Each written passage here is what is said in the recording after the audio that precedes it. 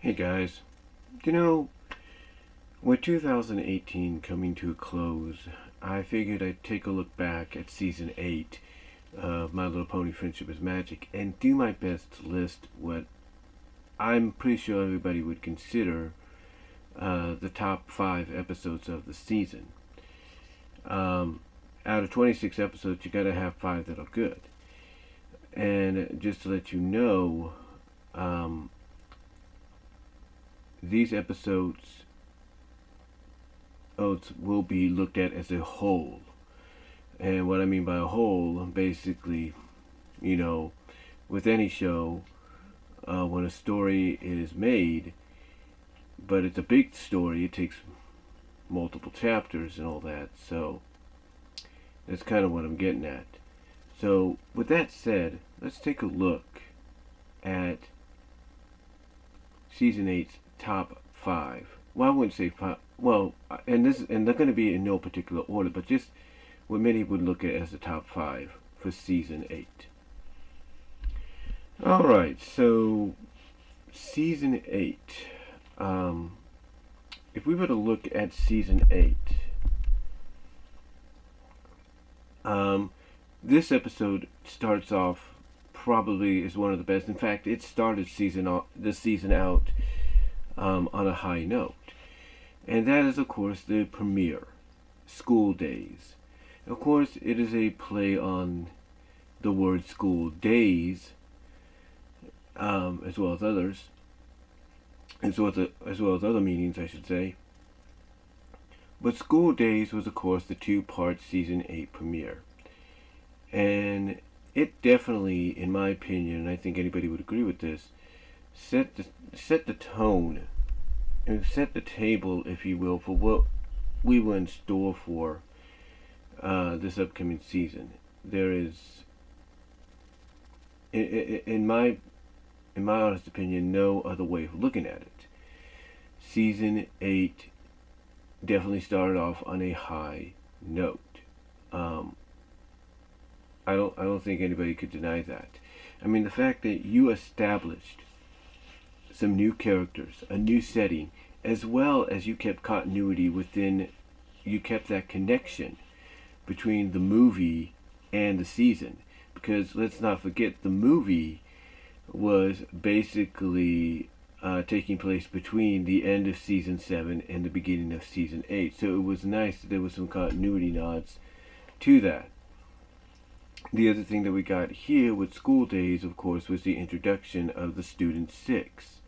The Student 6 consisting of Sambar, a pony, Yona, a yak from Yakistan, Smolder, a dragon from the Dragonlands, Oculus, a angeling, Griffin from a grifter, I should say. I think that's his name.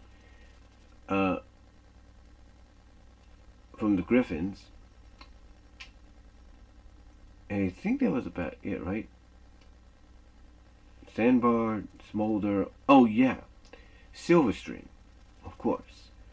So you also had Silverstream. So Silverstream, Sandbar, Smolder, Oculus, Grifter, and Yoda.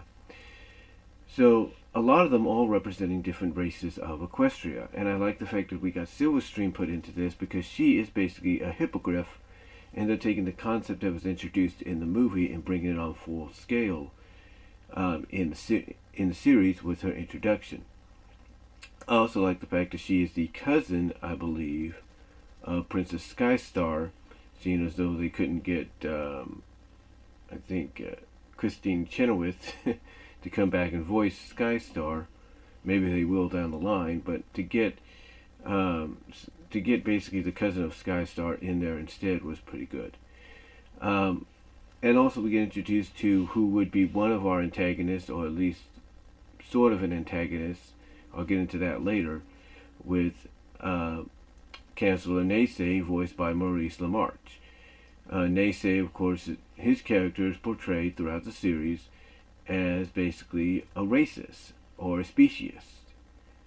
In other words, as we find out later on, he doesn't really mean any ill harm to the different students, if you will, that have assembled in the school. It's more along the lines of doesn't he doesn't know what they're capable of, basically based on where they came from. He only knows one species to look at, and that is, of course, ponies. So overall, it was a great introduction for him as sort of a villain, and it was a great and overall it was a great idea. It was an overall great introduction overall for the season, as it connected the movie to the season, and we got to see basically, what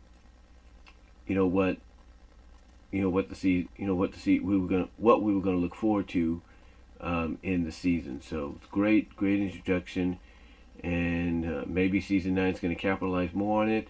I know some fans are not too thrilled about the Student 6 because they fear they might replace the main 7, but I wouldn't worry too much about that. I think it's going to be balanced out. Pretty much it was balanced out in this season, I will say that. So, but yeah, season 8 premiere, School Days, great introduction, and can't wait to see what they can do to follow that up in season 9. I think the next one on my list, because I know a lot of others will be different, but the next one on my list has to be Friendship University. Friendship University to me was a unique take on how Twilight would react basically to a rival school having basically the same concept. Now, this does take place in the second half of season 8, and it does play a minor role as to revealing who our main antagonist is going to be at the end. But overall, it was a fun episode. I mean, yes, it does bring back the Flim Flam brothers and doing their usual shtick, putting this school together to rip off students to earn money for the resort, for their Las Pegasus resort. Basically, the plan is to do expansion. So, I like that. I like what we got here with this episode. I like how you kind of see, it's like Twilight. She has this sense of knowing something's not right. Like why would the EEA approve for the Flim Flam brothers to have their own school? Why would Naysay be cool with it? Yeah, he's a jerk, but why would he be cool with it? What, just to get back at Twilight? And then you add in the element of Star Swirl, who's trying to, and this is another good thing about the episode, it gives us an update on Star Swirl and what his whereabouts have been and what he's been doing. And basically, he's been traveling Equestria trying to help out any creature and pony he sees that needs help, as well as kind of readjusting and learning about this new modern world of Equestria. So I like how he did play a role in this. Like, he wants to learn more, and he sees this Friendship University opening up, but doesn't kind of understand, who he's dealing with until later on. I like how you have Rarity and Twilight playing the roles especially, because Rarity understands. Hey, look, she kind of understands, Twilight's situation. She's like, I get where you're coming from.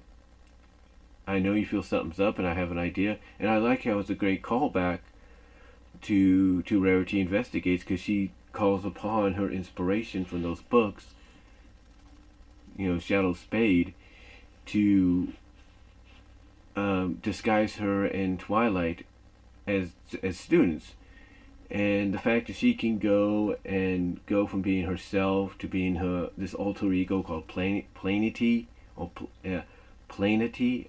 I liked it. I really liked I like the fact that Tabitha St. Germain really did a great job here, and overall it was a great episode. I mean, I know some people were frowned on it a little bit, but I thought it was okay. I mean, again, it gave you a little bit of an idea that who the antagonist was going to be. It gave you an update on Star Swirl and basically finding out that he he wants to learn so much that he's willing to learn and attend a school that he doesn't know is really just a cover for a couple of con artists trying to use the bits they're getting from the students to expand the resort. And that's another thing that I liked about this was, and that's another thing too was that I liked about this was the fact that I think it was Twilight that basically figured out when she and Rarity had a scene, and Rarity's like, because Rarity's getting into character. Rarity's kind of like this. When she disguises herself a little bit and gets into character a bit, she really gets into it until it's like there's that moment that wakes her up. And she is talking to Twilight and everything, and they mention bits, like how many bits they need to pay for this, and then Rarity has this reaction of, oh, this is, oh, because basically she's talking like, Flam, like Flim tells me I just need to do this, and it costs me any bits, and then it's like that's when the light turns on. She's like, she looks at Twilight, and she's like, this is the scam, isn't it? So, yeah, great. So overall, it was a good episode. I think it was Flam or Flim. I like the reaction when Rarity came in with Star Swirl, and I think it was Flim that's like, Planety, you're turning my star pupil, you're turning against me, and then she just rips off this guy saying not Planety, rips off, goes Rarity, and the reaction is like, who? And you get a kick out of that little joke there because you think Rarity being a friend with Applejack, they would pretty much know who she is, but obviously they don't.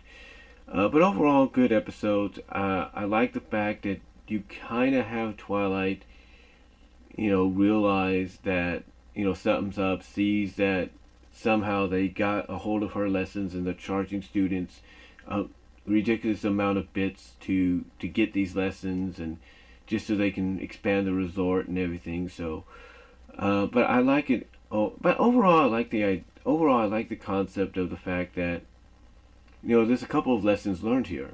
For Star Swirl, it's like, yeah, you can learn, but you should just keep learning the way you've been learning. Just travel and see the world and expand. See how much of it's expanded. And for Twilight, it's like learning about not being jealous or competitive and accepting the fact that, hey, if another school wants to open up and teach about friendship, that's great. More power to you. So, overall, I thought it was a good episode. I thought it was good. And again, I know people are a little bit mixed on it, but I thought it was okay. All right, so we have a tie here at number 3.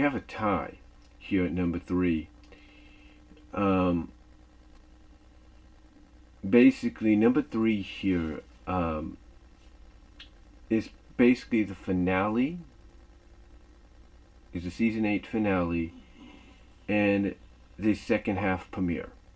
That being the second half premiere being A Matter of Principles, and the season finale being School Raised, which is a play on the School Days episode. So let's take a look at Matter of Principles. So this turns out to be actually a Starlight Glimmer, Discord, Spike, Student 6 episode. And basically the premise is Twilight's getting this, Twilight has these artifacts she's showing to the students that represent all the cultures, all the races, the species. And she's planning a scavenger hunt for the students to go on to go on for these items so they can learn more and have fun at the same time. Unfortunately, what happens is she ends up getting a call by her cutie mark. And it's not just her. She goes to the castle and finds out that it's the rest of the main 6. It's Applejack, it's Rarity, it's Rainbow Dash, it's Pinky, it's Fluttershy. So they're all getting called to some faraway portion at the edge, to some faraway land at the edge of Equestria that, even when Rarity realizes where they're heading, where they're going, she literally faints right into, I think, Fluttershy's arms. She's like, she just literally faints, and Fluttershy's like, do that or something. But yeah, they realize they have to go on this mission to the end of Equestria, or so they think. So they decide. So Twilight comes up with the idea of putting Starlight in charge as acting principal and acting head mayor until she comes back. And what's good about this episode is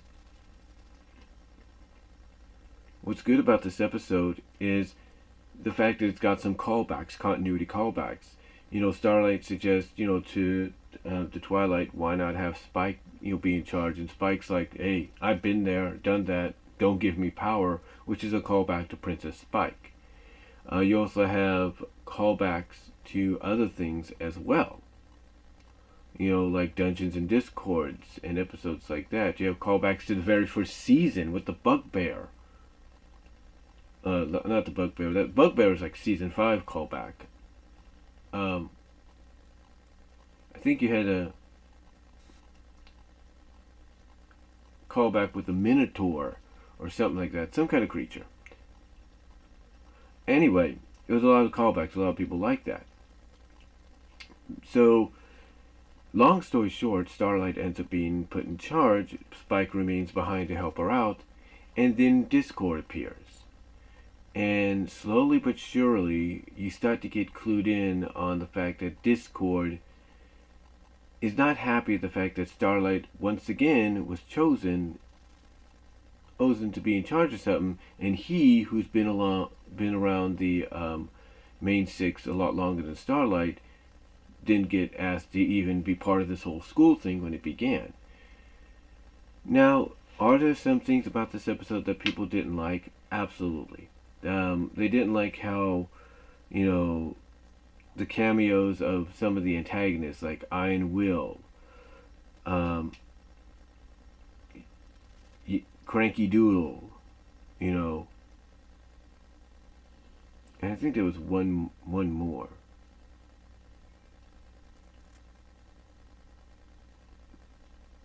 I think there's one more. It's Cranky Doodle, Iron Will.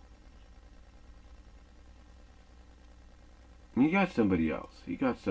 I'm trying to think.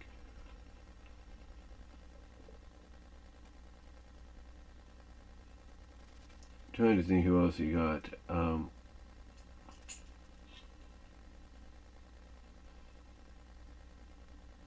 can't think of it at the top of my head. But anyway, he ends up getting these antagonists to be substitute teachers. Of course, Starlight puts a stop to that once she sees what's going on, and decides to bring in her own teachers to take over, and these are good choices. You have Maud Pie, you have Trixie Lullamoon, and you have Spitfire. Again, great choices, because you're putting them into situations that they kind of have an idea of what to do and kind of cover at. So anyway, long story short, there comes a situation where we basically kind of find out why Discord is doing what he's doing. And of course, once he mentions, kind of lets it out in his own way of him being upset that Twilight chose Starlight over him, even going as far as to call Starlight someone like something along the lines of a self-centered, or basically something that really sets Starlight off to the point that she goes completely OP on him, according to a lot of people. She basically goes Super Saiyan on him. But that doesn't stop him, because now he's in spirit form, in astral plane form, arm, if you will. And he still causes trouble. So Starlight basically, decides in the end, you know what? I'm going to be the bigger pony. I'm going to swallow my pride. And I'm going to do what I should have done at the beginning. And she apologizes. Of course, she restores Discord back to basically full flesh and blood. And she apologizes for her actions, and even offers him to be acting vice principal while the main six are away. That is until the main six arrive, because then we find out that the mission they went on, as I mentioned earlier, wasn't a mission at all. It was actually a setup made by Discord, And this is kind of where you get an idea of the fact that maybe there's more to Discord than we thought, because we find out that he has the power to manipulate the friendship map and put a glamour spell on the cuties, on the cutie marks of the main six. And they even say this. They even mention this. They call him out on it. So, yeah, basically he sent him on a fake mission to try to get his foot in the door at school, which I will admit has not yet been followed up on, but hopefully it will be. But yes, Matter of Principles I thought was good. I thought it was funny. A lot of people did. Again, the only thing I think they didn't like about it was how the characters of Cranky Doodle were portrayed. They didn't like that. So, things like that. And they mostly didn't like how Discord was being portrayed. So, yeah. The other episode is, of course, tied up here with Matter of Principles, is School Raise. School Raise, of course, is the season 8 finale, and definitely is probably one of the better finales. Now, was it as strong and as good as season 7? No. Was it as good as maybe season 6? Maybe not. But this was, I thought, was good, because this allowed the entire season to come full circle. School Days introduced us to the Student 6. In the second half, we had some great episodes focusing around them. We had some decent episodes even in the first half that focused on them. And it just came all full circle with them being the ones to kind of save the day. We find out basically that our main antagonist this whole time is Cozy Glow. She's a little Pegasi pony that we get introduced to in the second to last episode of the first half of the season. And we find out that she's been pen-paling, writing back and forth to the season 4 villain, Turek. Who was known to basically drain magic out of Equestria, ponies, and other creatures. So she basically learns of a spell that allows her to do something similar, if not the same thing, and basically send that collected magic that she's, draining from all the creatures as well as Equestria, and send it to another world. And her reasoning for doing this is basically that once all the magic's gone, in her opinion, she'll use her charms to get people to befriend her, and she'll get more friends than even Twilight herself could have gotten. And I did my own review on it, and I'm not going to say much more than what I'm going to say here, that overall the 2-part finale was good. I really like it. I really liked it. I like the fact that, there was a change here, that you didn't expect of all characters a filly to be the villain, but I like how even in the spur of the moment, she was always a step ahead. She would come up with a plan and be like, okay, I got it. And she would go utilize that plan, put that plan into action right then and there. Like when Twilight, Spike, and the rest of the main 6 decided to go to Tartarus to confront Turek and find out what's going on,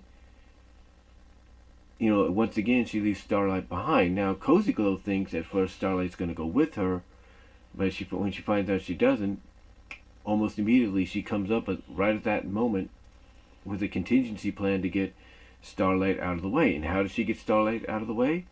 She pushes her right into the freaking orb that's absorbing and sucking up the magic out of Equestria, basically putting her in a state that she can nearly kill her.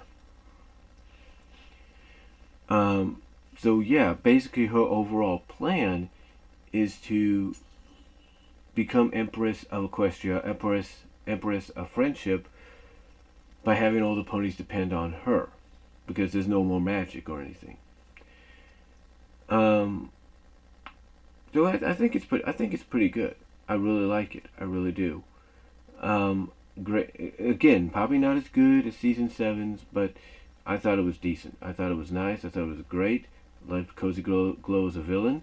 I liked it. I liked how they basically teased you a little bit with thinking that she and Naysay were in cahoots, but then you find out that Naysay he's looking at an opportunity by himself, like, hey, now that Twilight's kind of screwed up here by leaving this school unattended.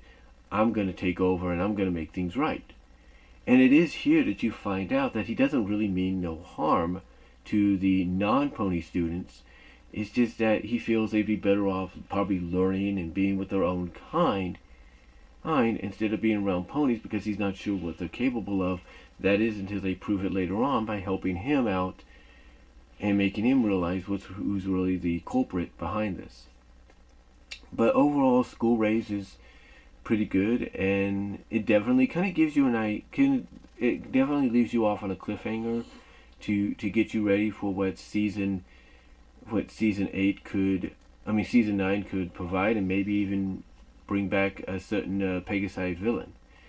So yeah, it's a decent episode, a decent 2-part finale. Again, maybe not the best, but I thought it was good. I thought all the characters played their roles, and in a way very perfectly. So, you had even Cadence show up in this episode, where she was like, yeah, what's going on here is even affecting my kingdom.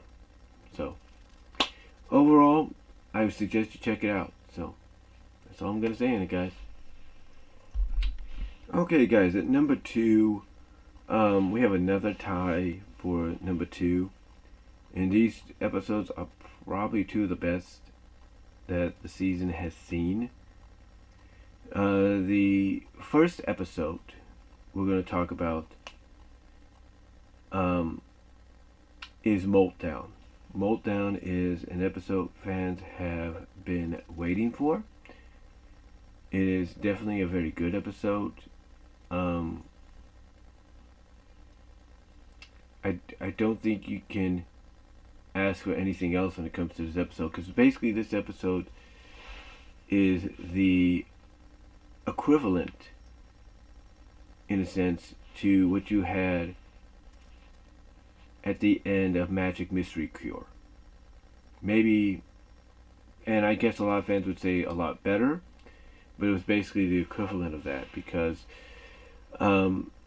this is the episode where Spike gets his wings, and basically what happens is, it's basically what he's going through to get these wings is he's going through what basically is the equivalent of dragon puberty.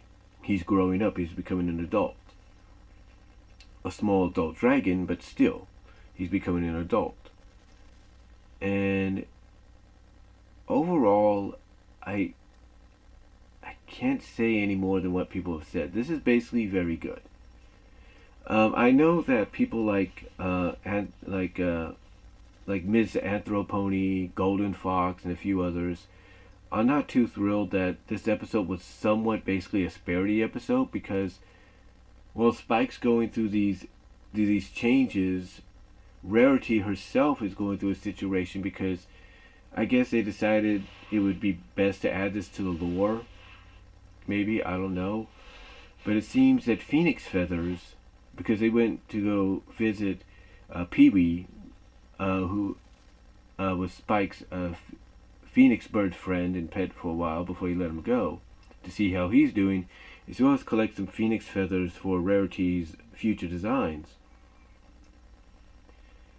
And basically we find out that Phoenix Feathers cause ponies to temporarily lose their hearing. So she's going through this, Spike's going through that. They both end up going to Zecora on their own individual times to find a cure to the ailment. And overall, it's very good. It is very, very good. I mean, Twilight even plays a decent role in here as well, because, she sees what's going on with Spike. She notices, you're not being yourself. She sees that he's breaking out a little bit. Finds out, basically, I guess through Smolder, finds out through Spike because he finds out from Smolder. And Smolder, even though she had a cameo here, plays a great role. Plays a great part here, because he explains to Spike that what he's going through is basically he's basically going through his stage of molting. That's why he's having a raspberry voice. That's why he's burping fire uncontrollably. That. And the payoff in the end is great because he does earn his wings, and he puts them to good use right away. He flies up to where Twilight is. Twilight's trying to come to the aid of Zecora and Rarity, who have been captured by a rock bird. And it's almost like the way he flies circles around the rock it's like he's been doing it for a while. So overall, it's just a good episode. It's a good Spike episode, probably one of the best ones they've done. And the fact that what Smolder tells him that, hey, at this time of year, when you go through this, it's like, yeah, sooner or later you're gonna probably have to leave the nest because you're grown up. You're gonna be doing your own thing. And Twilight's, and I love this. I know some people feel it's like it's a hash repeat of what they've done with other Spike episodes in a similar situation, but Twilight's like, look, you're not gonna go anywhere. You're not going anywhere. You are my friend. You are my family. And you're going to stay with me as long as you need to. So overall, it's a very good episode. Very good. And I highly recommend you check it out. The other one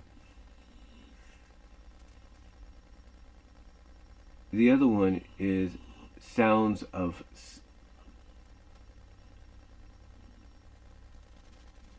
Actually... The other one, I want to say it's that one, but the other one, let's be honest, is Best Gift Ever. And I know that just came out. I know some people look at that as Season 9, Episode 0. Some look at it as Season 8, Episode 27. However you look at it, it's part of Season 8. It's basically, it serves its purpose like the movie did, but it's mostly more in tune with Season 8. And Best Gift Ever, I've done reviews on it. I've done live reactions on it while I was watching. Can't say any more than what I have. I mean, if you're in the holiday spirit, in the Christmas spirit, this is a great special. This is overall good. Everybody plays a role perfectly, and it focuses on the main six, as a lot of fans feel it should, and it focuses on them by giving them their own individual plots, their own individual side arcs, because the synopsis is they're doing their version of Secret Santa. So by doing their own version of Secret Santa, they gotta, choose a present for one pony. Or for one pony, or dragon in this case, and go from there. The overall message in the end is very good. There are some funny moments here too, like Spike, Spike ends up getting Rainbow Dash instead of Rarity. So he does what he can to try to get Rarity. And finally, even though some fans don't agree with how he did it, he does make a trade with Fluttershy, and Fluttershy gets Rainbow, and he gets Rarity. So overall, very good. Just very good episode. Very good special. Again, every character plays a role with their arcs very good. Rarity's arc with what's going on with her present to Applejack and what she has to do to find out what happened, and then meeting up with this new family that's basically like, I would say kind of like low, I wouldn't say low class or anything, but middle class, kind of like, how would I put this?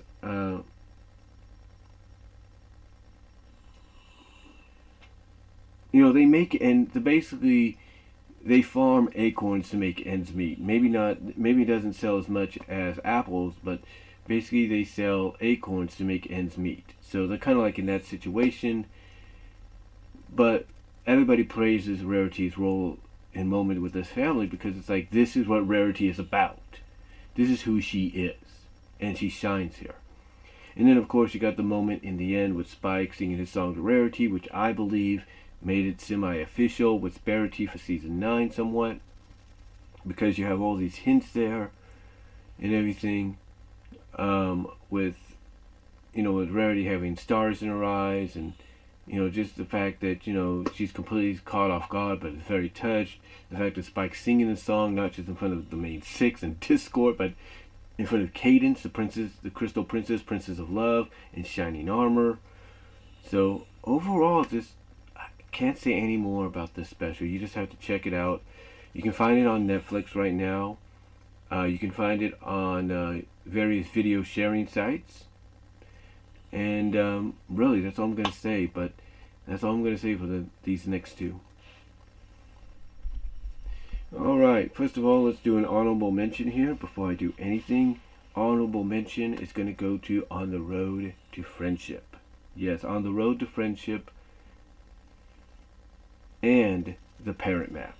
Both are Starlight episodes. Both have Starlight teaming up with none of the main six. As a matter of fact, On the Road to Friendship is basically a non-friendship mission. She's just going on a trip to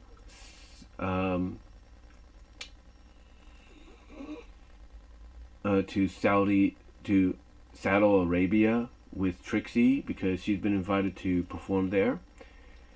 Good episode. I recommend checking out the review at Dr. Wolf's channel to get more on it.